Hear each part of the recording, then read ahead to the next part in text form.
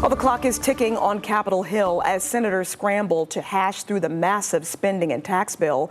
President Donald Trump's so-called One Big Beautiful Bill puts many of his campaign promises into action. That includes no taxes on tips and overtime, plus an increase in funding for the border. But amid concerns for cuts to Medicaid and the bill's overall price tag, passing the bill through the Senate is far from a slam dunk, even with a 3-vote Republican majority.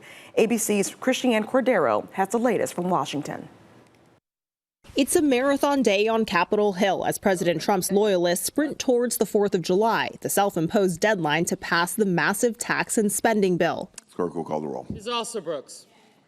The bill pushes Trump's legislative agenda forward, fulfilling campaign promises like no taxes on tips and overtime, plus roughly $4 trillion in tax cuts. Senate Majority Leader John Thune today arguing the middle and working classes depend on the cuts. If we don't do this, they're going to face a $600 billion tax increase.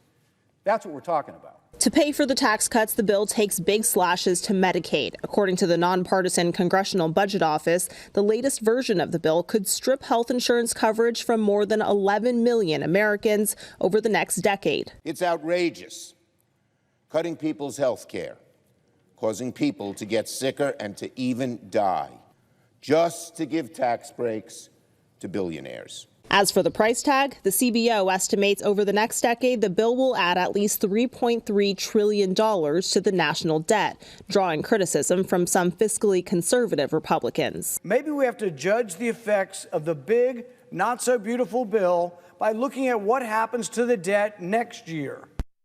The vote-a-rama is expected to last several hours, and when it ends, we expect to see a final Senate vote on the bill. Senate Republicans can only afford to lose 3 votes. Then, if it passes, the revised version goes back through the House for approval. The original text only passed the House by 1 vote. Christiane Cordero, ABC News, Washington.